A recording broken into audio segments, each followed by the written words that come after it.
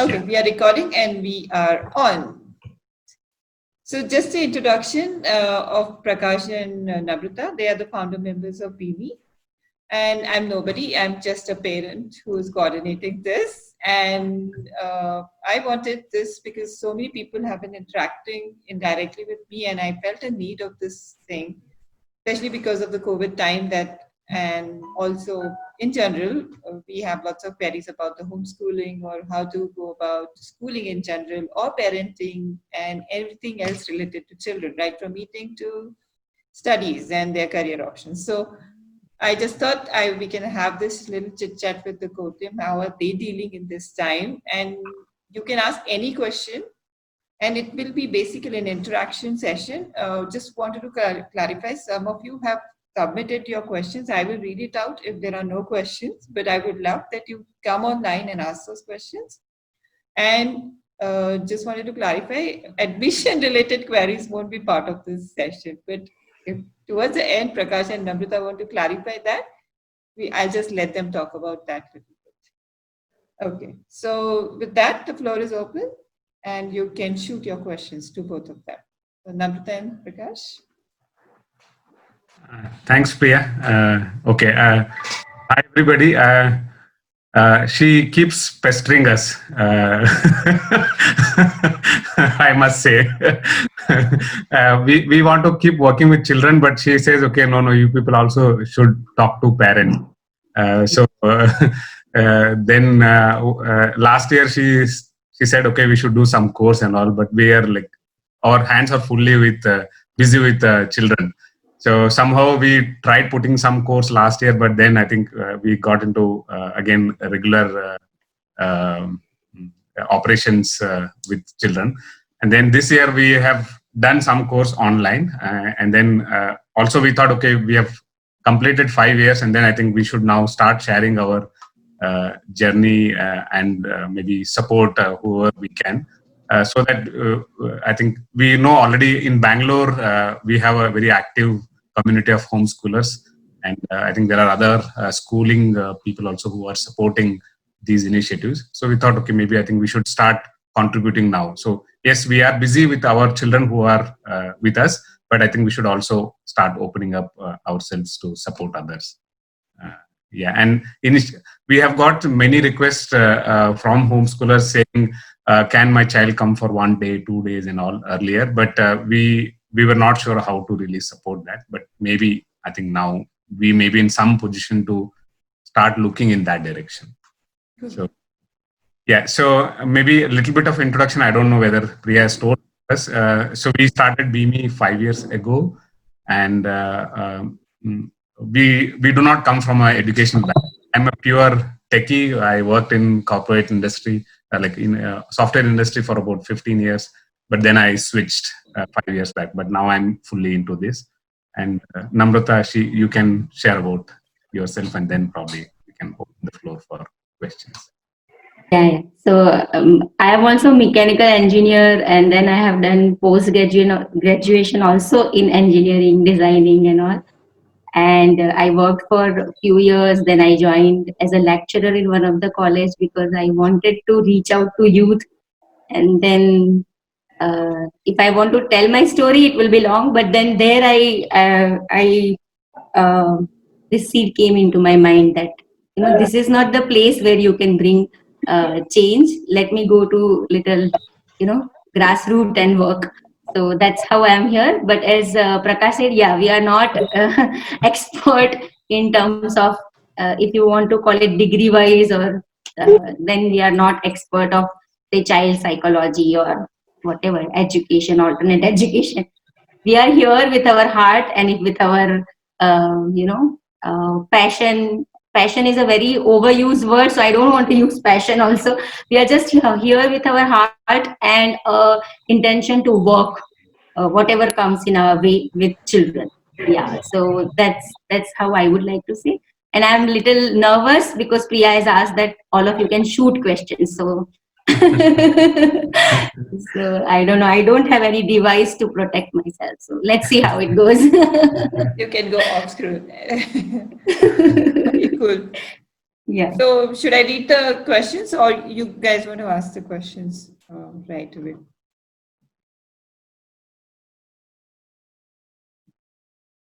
Okay, so I think I'll just break the ice and ask one of the questions which was submitted before.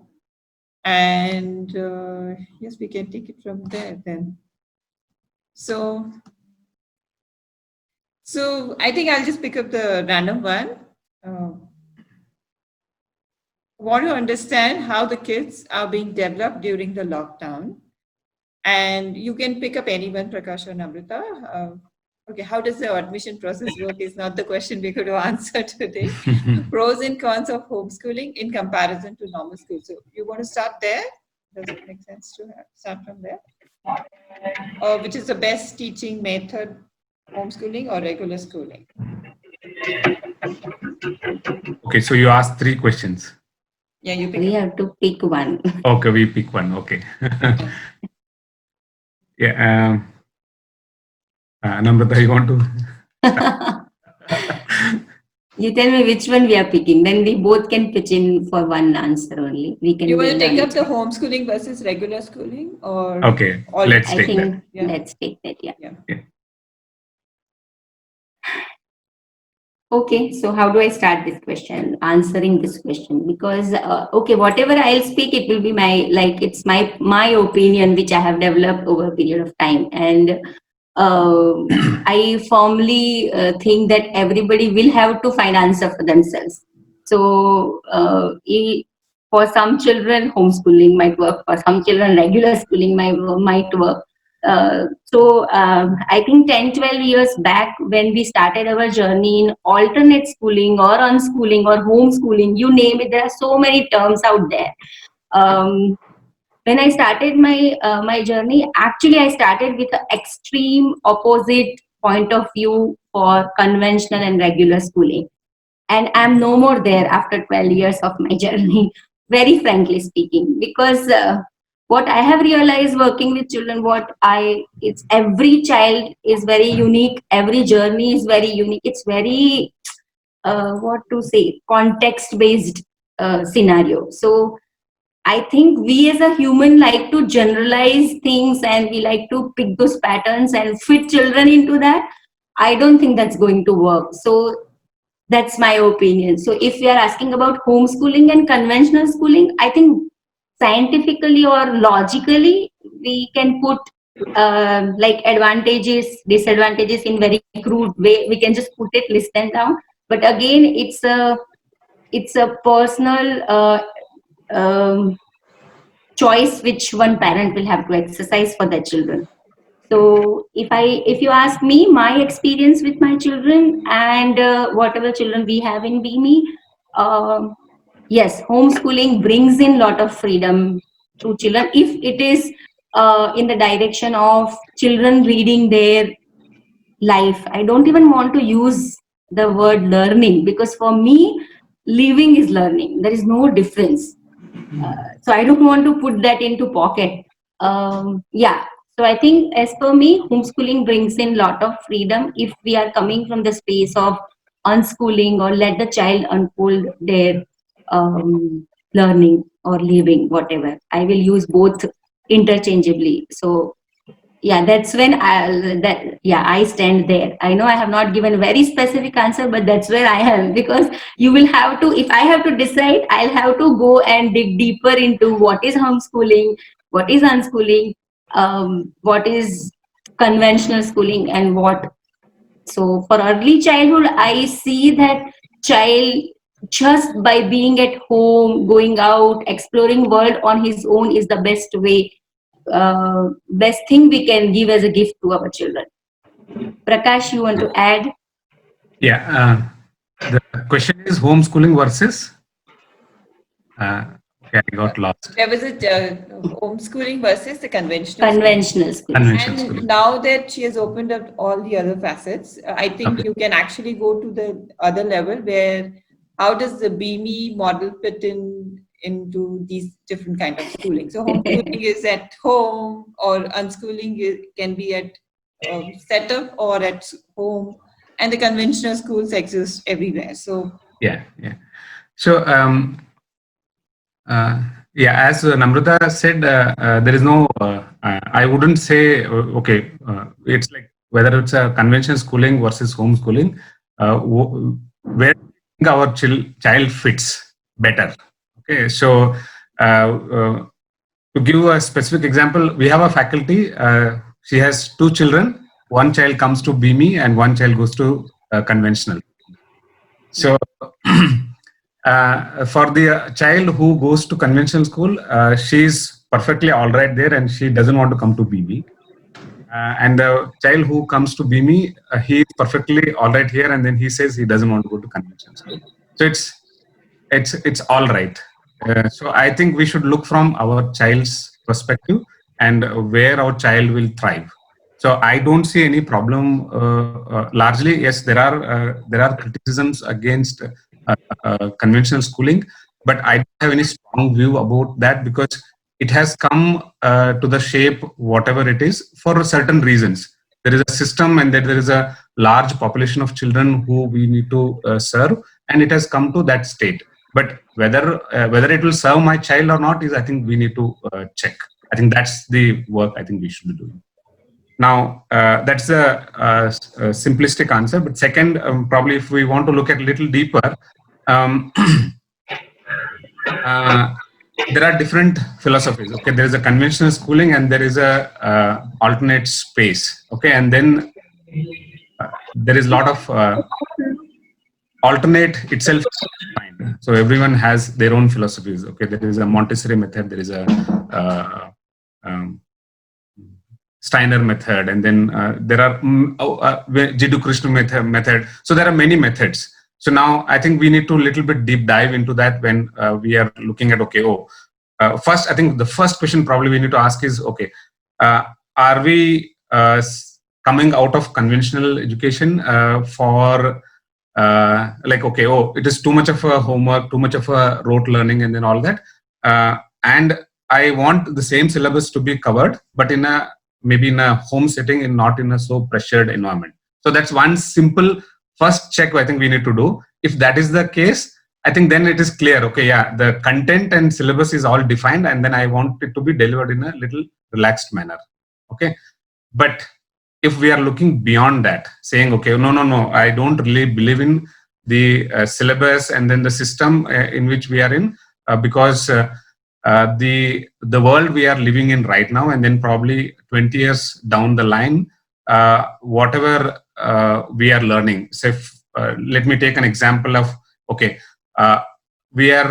if you see Bangalore ecosystem, we have a lot of opportunities where like, okay, we are not looking at, if I want to become an entrepreneur right now, today, then I don't really need a qualification. If I have an idea and if I can bring some people together and then build a team and then I can work on the idea, that's what matters. And if I am ready to pick up whatever is required to make that idea implement and then click, then I will go ahead and do that.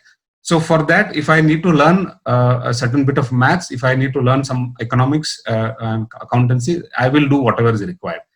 So if that is one thing, then okay, how do I build a team? How do I work with people? How do I decide? How do I make decision-making skills? Yeah, these are some life skills which probably right now in the conventional system, there is no scope as such. Probably, I think that's where probably we need to look at the alternate space and how we can make, like, how do I bring up these life skills into children? I think there are different methodology. I think that we can look at later, okay, whether we want to go with the Montessori or whether we want to go with the Steiner and then things like that. One is, I think now strongly, I think coming up in last few years is a democratic way of schooling. And I think BME falls in that category where, okay, we don't, it's like children are capable of learning. And if we have an environment of democratic setup where children can involve in all the happenings in the school, then there is a way where we can allow children to develop those skills. Because these skills are something I cannot teach children in a classroom setting in a lecture mode, but it has to be experiential. So we need to have an environment where children can have exposure to that, and then they can participate. Yeah, I think that's maybe let me stop at that, and then probably we can take further. Hello, Nivedita here. Yeah. I have a child, and let me say I am the one unschooling. He's just life learning. Okay. So I was just curious about how that fares versus how it is at BME. I can pretty much understand how it works when we compare BME to a conventional schooling. But when it comes to unschooling versus BME, I mean, you mentioned so many things, and you also mentioned the democratic schooling that you were talking about. Yeah. So when we talk about democratic schooling, that would include kids in every aspect of it's like a home setup where you're treating kids as part of the community. Right. I understand that part. What I was wondering was, there are instances where at home when we have certain things for certain people, and he just refuses to do it and he leaves. So that's kind of okay. So how do things like that fare when if he were to come to BME? So how does unschooling versus BME work? Pros and cons, or how Are you saying you have a kind of a setup at home, and then whether No, there's no setup. He's just free to do whatever whenever. Okay. That sort of thing. Okay. So I have not visited BME, so given the current scenario, maybe visiting can get a little difficult as well, though that would be ideal. Okay. So what exactly is the setup at BME? How do you have things? What is where, and how do you go about the day, for that matter? Yeah, so actually, if you will come and see BME building, actually there is nothing. There is no there is no setup as such. There are a couple of rooms, and there are a couple of adults who will walk in every morning, and then there are a bunch of children. Like they would walk in at 8:30, and then you will see that throughout the day there is a chit chat happening all around. So I don't know how to say how BME is that way set up. I know I'm talking about right now physical setup, but yeah. So there is nothing like, yeah, there are rooms, and then children do spend time in various rooms, and there is a place where we have kept all basic resources, so that if child wants to draw or paint, then they know from where to take it. So I think there is not a very big huge setup which is thought through. We have, wherever we are right now, we have reached along with children. So that's something which I would like to share, that day one when we all came together 5 years before, we all were thinking what to do. What to do 8:30 to 4:30, we have 5 to what to do, and the things like that. So we everything we have, whatever is right now in BME, it's along with children, and only one thing is permanent in BME, which is change. Because along with children, every time we have seen that, okay, so every Monday is our parliament meeting, we are calling, which is like a decision making meetings. So you will see that changes, children will come up with their ideas, and some changes will be there, some project will be floated. So very if I want, because if we talk about like this is how democratic setup is, then it will look very systematic, and you might feel that okay, everything is defined. But I don't want to give that view, because the way I look at it is unschooling, or where child is on his or her own at home. I think everyday morning child decides on her own or on his own that what I will do today, probably. And in BME kind of setup, it's like when they walk in, and probably they might decide along with their friends. They come together, and then they decide, okay, this is the project I want to do. So this, whatever is happening in BME, yes, we are taking decisions along with children. So there are various platforms where children can bring their ideas, interact, negotiate with us that, okay, this is a very important project and you grant budget for this. Why can't you grant budget for this project? Those kind of opportunities are there, yes, but again, we have one example where one child was homeschooled till 9 years of age and she joined BME when she was 10 years. First 3 months she thought, okay, what is this and all, and now she's everywhere, like she's enjoying the whole idea of. So it just, for me, it looks like an extension of whatever she was doing at home. So she thought probably now she's ready to interact with more people. When she came for the first time, actually she got overwhelmed and she said, this is not the place I want to go. 2 days she came and she just didn't come. So 1 year again she took for her own decision making process, and then she came back after 1 year, and right now she is just thriving. Like she said, okay, auntie, I don't know reading because I never thought about reading when I was homeschooled. I was more into cooking. I was more into this. How can I read? Because I want to read novels. I want to write. How can we do things together? So I think she's using all whatever is available in BME to make her plan work. That's how I would like to view. So I'm not actually able to understand the question. If we want to put versus, then how do I answer that question? Yeah, you pretty much answered my question. I was looking at how, like, at home I know the setup because I'm at home, so I know the setup. I've not seen BME and I'm not able to come and see right now, so I was just trying to understand how it works. I mean, how do you function? Right. Yeah. So let me add a little to what Namrata said. Okay, we have a basic democratic setup where we have children involved in various decision making that happens in BME. So one is parliament meeting that happens every week where decisions related to the entire setup, BME setup, are raised by children, and then we discuss them. And there is a voting if there is no consensus. Yeah. And there are different committees that come up every now and then. And there are some committees which are regularly, ongoingly there for entire semester or entire year. Some temporary committees are like when we have an outstation committee, then we set up a committee for that trip.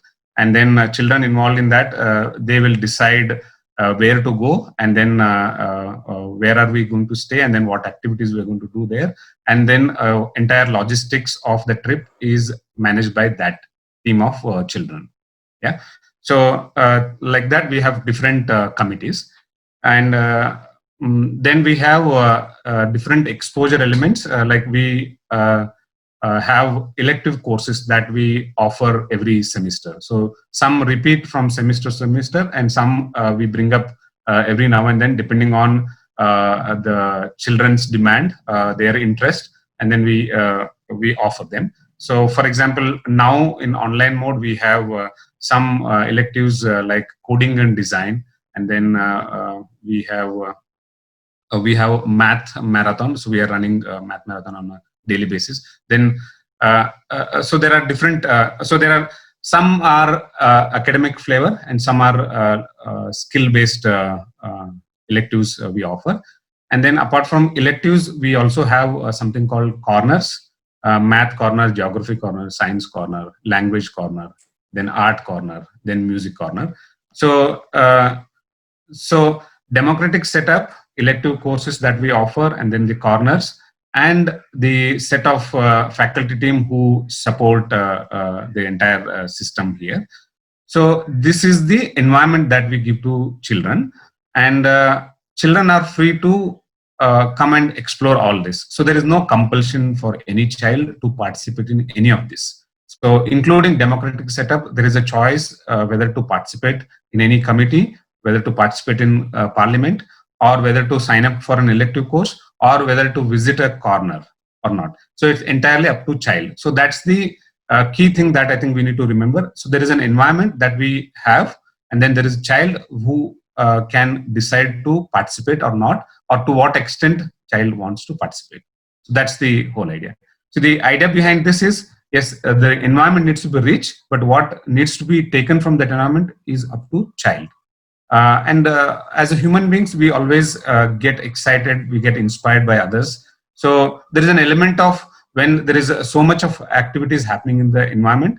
So some children who do not want to do anything today might get excited with what is happening in some corner, and then they might end up doing something, or it may not happen. So we have no say, and we don't want to influence any child's decision to do or not to do anything. Because we think, okay, oh, this is good, I think you should do this. So we won't do that. At any given point of time, the choice of doing or not doing is entirely with the child. I think that's something I can distinctly say. How about conflict resolution? Like if there is any conflicts between, two kids, do you let the kids decide? Again, these are kids with different age background and different age, right? So how does the conflict resolution happen? How do the facilitators help with that?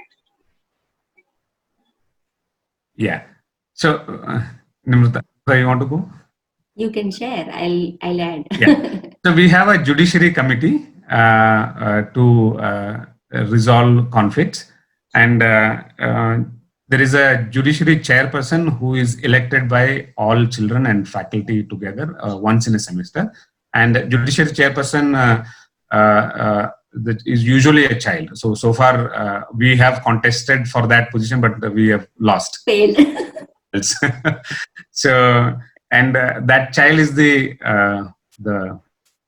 owner of that committee, and along with another 3-4 children who are mostly jury members who are volunteers for a month or two. And then there is one faculty who is mostly a note taker. So we are there in the room, but we are mostly a note taker. So we don't influence what happens. So it's entirely up to the judicial chairperson and the jury members to resolve conflict. See, the idea behind that is how long we will intervene and then resolve their conflicts, and only they know better. And I think the first thing probably we recommend is, if the two children who are in conflict, I think they should reflect themselves. Okay, what is that? Okay, what is the point of conflict? Okay, is there a way I can reflect myself and then resolve it between me and the other person? If it doesn't, then okay, I take help of JC.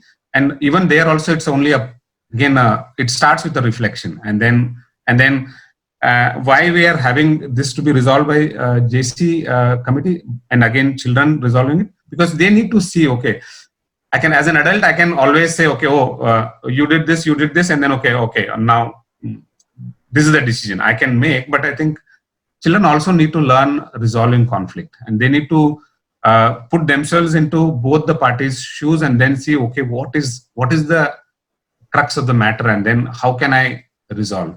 So what we've seen is in past children who were bullies, and when they come on jury committee, then they start to see, okay, what happens actually, what happens to be on this side, and then see on both sides what is happening. So I think it's an important life skill that children need to experience and then learn.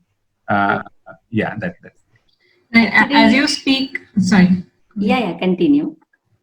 Yeah, so as you speak, I'm also getting the idea that, a lot of people today say that the world is changing so fast, and the more you have the emotional dimension open to understand everything and grasp whatever is around, only then you can learn new things and get your job done, whatever it is you're doing, and for a certain period of time. So people who grew up with the idea of you have to go and learn and get a job and stay at that job forever, that is changing very fast and every day. So a lot of what you're talking is looking like it's going to open that dimension in children where they can decide every day how they want to shape their future there on, even after they grow up. So is there anything else also you're specifically doing, or the entire program is just like that, where they automatically learn to emotionally grasp I mean, their emotional awareness becomes so huge that they can learn new things, get their job done, and change decisions, change course of life wherever, whenever. I think there is more to it than what we can speak in this Yeah, definitely. meeting. And that's the reason I keep pestering them that share this with more people. That's the reason I ask them that, float this online program or do it in person or whatever. But they don't listen to me. So that's a story for some other time. Yeah, I think I just wanted to a little bit add to that. Again, we are inspired by Sudbury Valley School in US, and I think there is a lot of documentation. So the one simple book to start with is Free at Last. So it's available on Amazon or Flipkart. So you Okay, thank you so much. Yeah, so it's a good place to start, and I think our model is its starting point is that. So I have a question, Prakash and Namrata. So hi, my name is Supriya. I have an unschooled 7-year-old. So my question is that sometimes in democratic setups, the children who are more vocal or older may have more say. So how do you ensure that every voice is heard, and that at least if there is disappointment, I know is a part of life, but at least the voice, the feeling that my voice is being heard, that is there. How do you ensure that in this setup? Namrata, you can go. Yeah. So, Supriya, before I start answering your question, I just want to add on conflict resolution one more thing. How do we view conflict? That's very important for me here, because every problem in life is an opportunity to learn. And if we are imagining conflict-free life, that's not possible at all. So I think that's the beauty of democratic environment, where we are not expecting children to be disciplined. And okay, again, discipline, I might create controversy, but sitting in one place and they are on their own, and then conflict is part of life. So uh, keeping that in mind, we are not trying to resolve everything for them. And then Abhirupa, if I'm pronouncing it correctly, Yes. it is a journey. It's a journey for an adult also, as in faculty in environment, and as a child, also in BME environment. So Yeah, that's what I was going to, yeah. because we have grown up in very structured environments, and there's this desire to come out and create something new. But Yeah. actually, we have that structured upbringing. So how do we, when we are trying to open up people or children to various areas of possibilities, how do we ensure we also have that dimension developed? Or if they come up with an idea or project, I should be aware, or I should have learned so much that I can at least cater as a catalyst that they can go on with that project. Is there a continuous learning session, not session, like continuous learning process for the team also? Mhm. Yeah, I think that's very important part of BME. Reflection, monthly reflection for faculty, and quarter, like every 6 months we reflect. And first we started with half day, then it went to 1 day. Right now it is 2 day every 6 months. It's a journey within, and I think that's because, see, content wise, if you ask me, the best way to is co-learn. Like if I don't know anything about the subject, and if child is coming with the project, I will dance, because then I will allow child to think and I'll not start thinking. Because if I have knowledge, then definitely I will take over. I think those are, yeah. So I think we can, many points are coming. We can take one at a time, and every point is actually, there is a depth to it. We need to go deeper and then take it up. So I think I'll come back to Supriya's question, where I think I heard her saying that how do you ensure that every voice is heard? So Prakash, you can just, after I finish, you can add some myths, so that a democratic setup, I think it will add flavor. But BME, so far what we have seen, I'll first share what we have experienced in BME from last 5 years, and then I will try to answer as per my understanding and my experience what I have till now. So we have seen if a child, if child is looking for something, they do find a way. So there is nothing to ensure because child is continuously ensuring for himself or herself. So there was a parliament when one 4-year-old, like she waited for her turn because she wanted tables and chair for we call Ara room, which is for little like they younger children. They have occupied that room. So so she stayed there till her turn, so she was waiting. In between, she was bored. So she told somebody that I'm going for a round, but please call me when my turn is there. And then she put that up that we need chairs and tables. Whatever is existing chairs and tables are there, they are not enough. So sometimes what I have seen other children doing is they talk to their friends or faculty that I might not be able to join parliament. Can you take this agenda, from me? And sometimes children say, I am feeling little nervous. I am feeling so so many people will be there. Can you be with me? Can you come to parliament and be with me? Or can you speak on behalf of me? So we don't say no, you come, you speak, you should speak. Okay, child has taken that step of telling me that can you speak for me? That's the first step. So I can speak for her or him, and I can be in parliament. So I think that's how it is. And generally what we do is parliament meeting is a larger group coming together. So we have a smaller group where we call it all mentor faculty, have 15 to 12 to 15 children. So we do have after parliament, there is a discussion about the decision made, and so that happens in smaller groups. So if some children are not able to speak in larger group, there is one another opportunity for them to, and there is a board where they can write their voting, and so that option is also there. Yeah, Prakash. Yeah.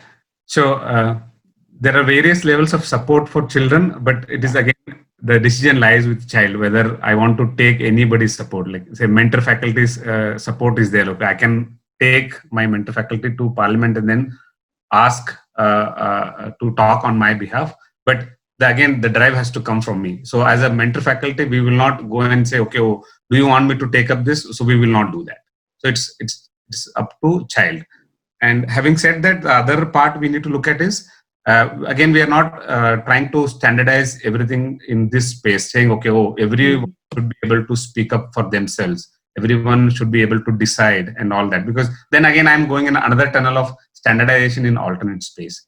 So what we need to recognize is we are all unique in our own way. And then we will figure out what is important for us. And then we will take actions related to what matters to me. So as a person, I might say that, okay, I'm fine with whatever decision is being taken in parliament. I will adopt to that, whatever decision. So if there is a decision that today I can eat in a place like, okay, there is till last few years back, we used to have an option to eat in library also while reading book. But when rule came like, now you cannot eat anymore because food was spilling over and then rats were coming and then spoiling and all that. Then as a child, I might be silently observing, okay, so far I could eat, now I'm not allowed to eat. So I'll simply move to another place. I will not even talk about it. So I will adopt to that. But we have also seen in some cases like, I think previous semester, we had one situation where nobody came forward to organize a trip. And then we, in parliament, we saw, okay, no one was coming forward. So we canceled that trip. Then immediately we saw that day, some children who were never part of anything so far, they got together. They were all 5 years, 6 years, 7 years, that group. They're okay, we want this trip to be there. And then they pestered their mentor faculty and then said, okay, will you support us? We will figure out, we will do something. And then within 2 days, they mobilized other people and then they made that trip happen. So everything is possible. So I think we just need to have that space for children to show up in whatever way they want to show up and then make life meaningful for them. Thank you, Prakash, for that. There's one question by Sana, and it's about child security. You want to take up that, or if it's not, we can. I feel that it's about self-awareness. When you are, doesn't matter whether you are at home or with your, community or at school. It applies to any space. So it's about child security in campus because all age groups are mingling and working together. Yeah, Namrata, you want to take that? Yeah. So I think the whole idea of having JC in place also is for take security also in my hand. So I don't know which space Sana, right, is coming from. I can share from my end, and then you can add if I have. You can, if I not able to answer your question. So the way we look safety is it's not about, so we don't police or we don't have, we don't kind of go behind child everywhere. If you will come and observe in BIMI environment, scissors, cutters, everything is available for children to work with, to make things. And so security is something which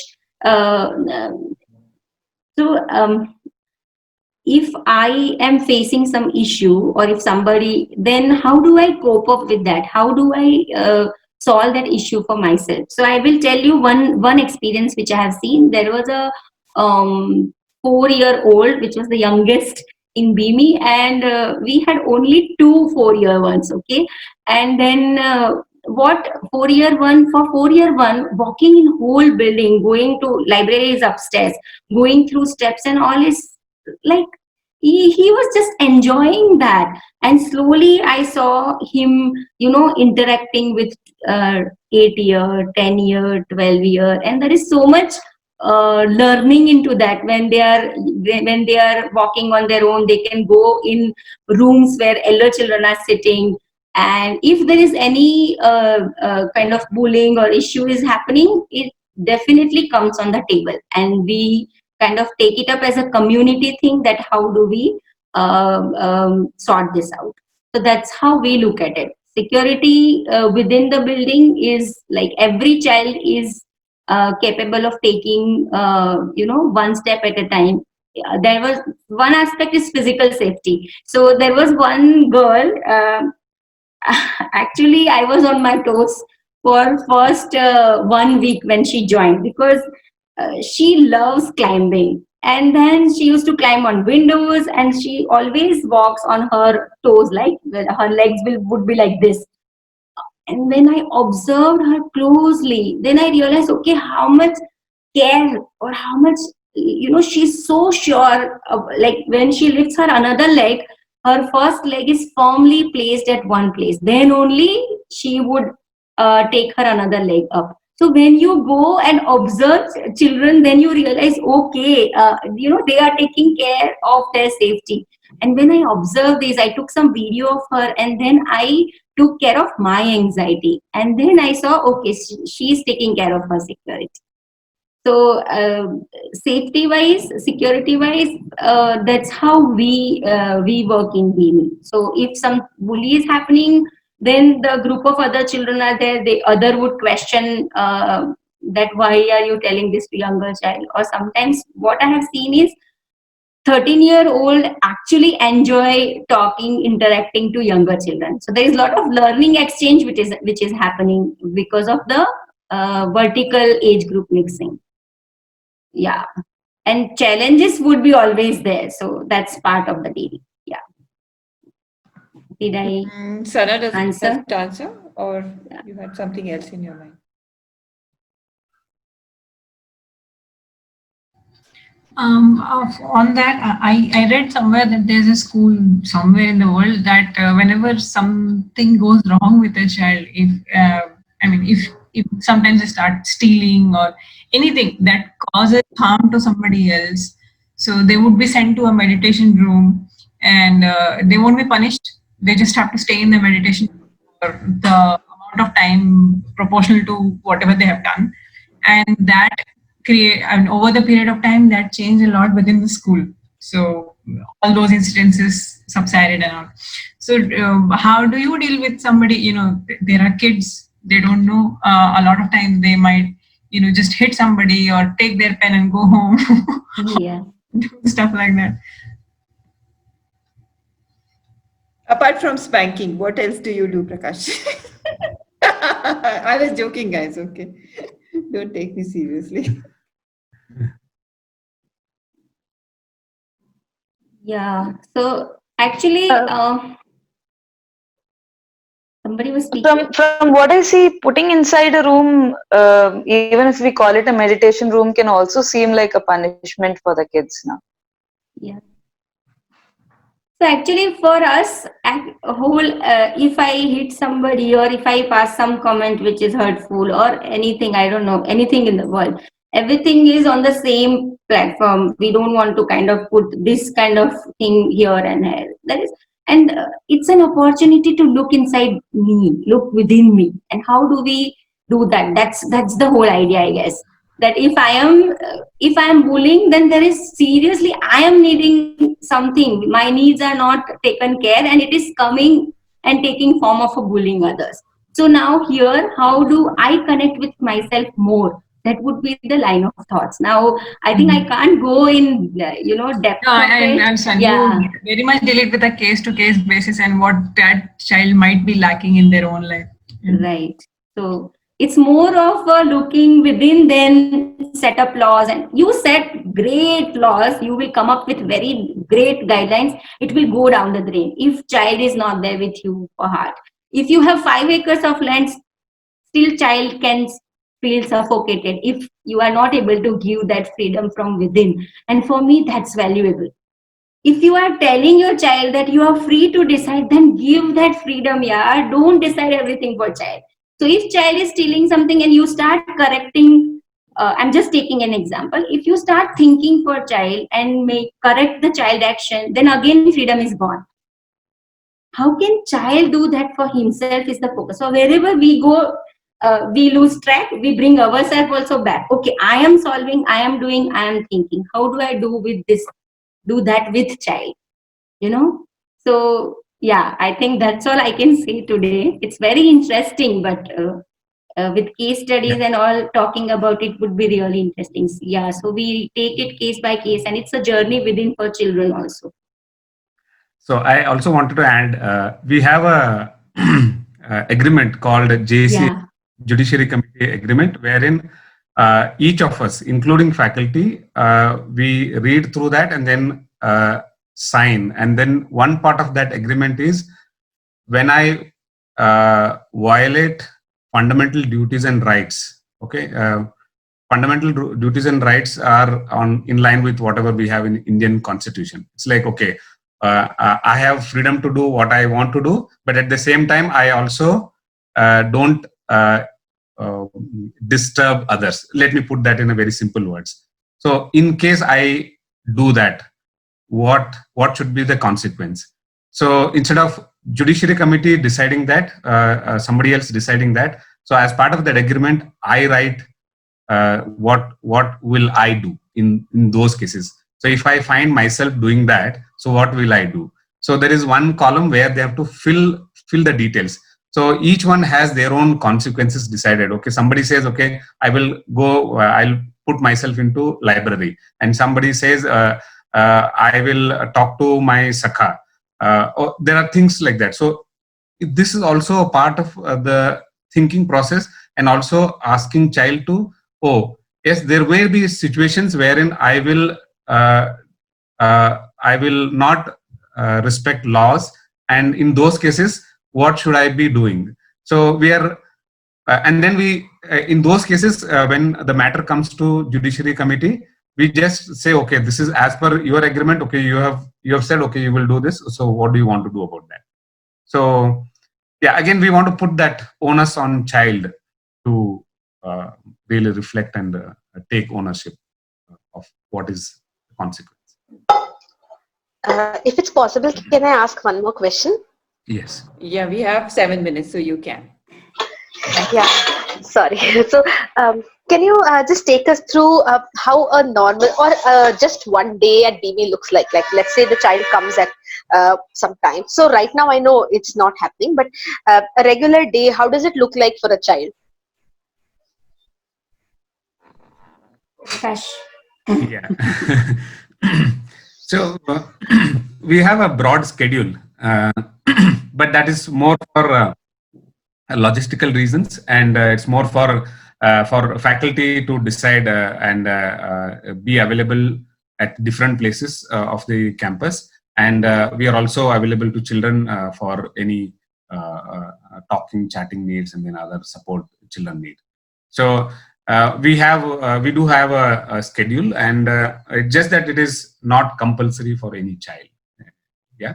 So typical schedule we had in the last semester, and now we are operating in an online mode, but that has changed. But last semester it was 8:30 we come, and then 8:30 to 9 o'clock is typically a chit chat time, catching up with friends, and then catching up with faculty, and then all that.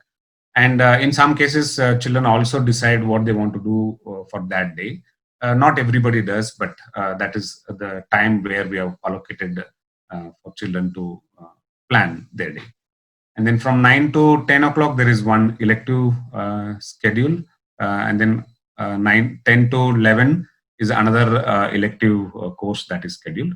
So for different age groups, we have a variety of elective courses.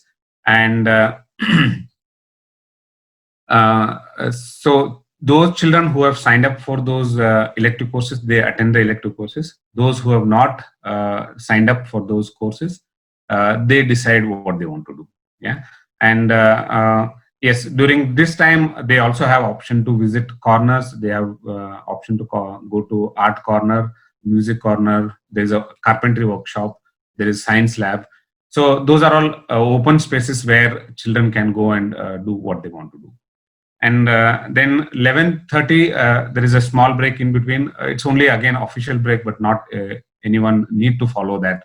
If there is a short break, it's not that children have to go out only during that time. Or if there is a lunch break, we have a lunch break from 1 to 2 o'clock, but I don't have to have lunch at that time. So I can decide when I want to. So then 11:30 to 1 o'clock, it's a self-directed learning time. And then some faculty, some of us schedule ourselves to be available at certain places. So children can come and approach us for any specific need of theirs. Yeah. And 1 to 2 is a lunch. And then 2 to 3:30 is a democratic setup time. So usually children who are involved as part of different committees, they have some work related to democratic setup. So they perform those activities. Those who are not part of the democratic setup, again, they are on their own. And sometimes we also have some sessions planned during this time. So usually we try avoiding some sessions during that time, because if there is a democratic setup time is clashing with other sessions, sometimes children who are part of the democratic setup, they will not be able to participate there. So sometimes again, this schedule is again it keeps changing every semester depending on children's need. So earlier, 3-4 years back, it was like 3 to 4 o'clock was a sports time, and it was a very regular feature. We used to go to a nearby place. We used to play football, and then sometimes cricket, and sometimes some random games as a group we used to do. But that has come down now recently. That playtime has come down, in the sense going out at that particular time has come down. But we have, within our campus, we have a small place where children play football and basketball on a regular basis. Throughout the day, you will see one. Yeah. Throughout the day, you will see one or the other group playing. Yes, playing there. And we have a request from a group of children who want to go around the lake nearby our school, Vibhutipura Lake. So, and there is a gym park. So there is for one group of children, that's a favorite place. So they go almost every day there. And then there is also Utkarsh Park next to the lake. Some children go there for playing. So some part of the schedule is defined, and a lot is again driven by children's need. Yeah. So actually, roughly, if I want to put our days divided into two halves, first half is mainly you come and first you chit chat, you talk, and then we have some planned courses at offer, or whatever children wants to do, project or something. And second half is mainly for the community, where you are involved in, say, kitchen committee or any committees. JC will be doing hearings, case hearings. So I very like zoomed out view, just days divided into two halves, so that children can plan their day accordingly, and faculty also can plan. Otherwise, it's up to every individual to plan their day in the details, whatever they want. Yeah. Yes, Prakash, anything I missed? Yeah. Yeah. That's all. Great. Thank you so much. So there is one simple question from Nivedita. She's saying smaller age group is, I think, up to 5, right? 5 to 6. Yes. So we have children all the way from 3 years. So when we refer to as a younger age group, typically it is 3 to 5. But again, here we are not going by age. It's like child's ready. Yeah. Okay, like I'm in the younger age group. No, there was 4-year one who, like, he said, I'm ready to stay till 4:30, and why you people are telling me to Sending go at me. 1 o'clock? And then he started at 4 years age to stay back. So, yeah. Okay, I think if there are no more questions, I'll just check if I'm on. I think most of the things are covered. We also looked at the EQ indirectly through the JC and all of that. Yeah. So topic like how to introduce a new topic or something to a smaller child or any child, I think that's more of how the learning happens in PME, and it's quite detailed, right? So maybe that's something we can cover in some other meeting. Any other questions, random questions you have, quick questions? Srinivas? I have one question. Okay, Abhirupa, go ahead. So, for example, if, after staying at BME for 4, 5, 6 years, a child suddenly decides that, now I want to move to conventional learning methods. And I understand that he will be free to move. So, has that happened ever? Do they face any difficulty, changing the environment so much? How do they cope with that? That setup requires you to fit in a lot. So, do they fit in? I'm not very sure about the question that I'm asking myself, but I guess you got what I'm trying to ask. Yeah, we got it. Yeah. We have had cases where children wanted to move out, and that's all right. And we don't see any problem in that. Yeah. And it's I think in general, I think human beings, we adapt to different environments, and it's only a matter of probably few weeks to few months. And when child has decided, okay, no, I don't want to go anymore to BME, and then child is probably mentally ready to go to the regular school. Yeah, it's not a problem. And then I think now children also are, I think they know actually, or since there are a lot of decisions lie with me, and then I need to make decisions day in, day out, every hour. But in conventional schools, it's mostly many things are defined, and I have whatever limited freedom I have. So children adapt. We have children moving out, and we have also heard from other schools moving to conventional school, and they have very well adopted. Okay, fine. Actually, I will quote 2 examples. One from younger age group. She was, I think, 6 or 7 year old, and then approximately at the standard, whatever grade it can map to. And then she joined, and then she was absolutely fine there. And we have other age group where after passing 10th, they have joined in regular conventional setup as a part of 11th grade, and they are absolutely fine because I think they are clear what they are going for. So they are not cribbing conventional environment at all. So that's yeah. Yeah, so we had just had the reflection meeting with the child who joined 11th last week. Yeah. And, she said, okay, when I was in BME, I enjoyed the freedom I had, and then I knew what all I can do. And then I also knew that it was a lot of work and it was hard work. Now, after coming here 11th in the regular schooling, I know a lot of things are taken care by school and then the lecturers and all that. And I have limited choice. So at that time I enjoyed that, and now I'm enjoying this space. So that's a direct sharing from child. Oh, that's wonderful. Yes. Okay. Thank you, everyone. And thank you, Prakash and Namrata, for talking for so long. And thanks to me, I kept quiet for almost throughout the meeting. One of those difficult things for me. And thank you, everyone. If there is anything else, please shoot an email to one of us. And mostly me, because Prakash and Namrata are busy with kids. So I will route it through and get the answers for you or anything in general. Okay? Yeah. Thank you, Priya, So for much. participating us. And it was lovely. Can I just share something? Sure, Priya. So I have, I think almost 1.5 or 2 years back, I visited BME, and they had done an orientation. And at that time, my daughter was, I think, 1.5 years old. Now she's 3.5. And I mean, both of them are like these extremely humble people, like extremely humble. And I am from an architecture background, and when I saw the building of BME, I was like, wow. I mean, you guys just did it. I mean, the kind of materials used, the kind of spaces. So that's fantastic. I'm just sharing it for the other parents to know more about it. Yeah, just my experience.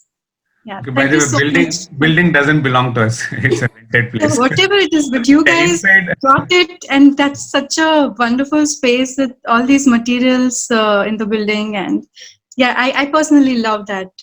So yeah, so that's true. Prakash and Namrata, you created that building somehow, okay? And you should see the other campus also that Prakash and Namrata were closely involved in. That's also one of the wonderful places where it's all made from the earth and directly contributing to the earth. So thank you so much for all of this. Yeah. And if you require the recording, just ping me. I will share the recording. Thank you. Thank you. Thank you, everyone. Had a lovely morning. Thank you. Thank you all. Thank you. Bye-bye. Bye-bye.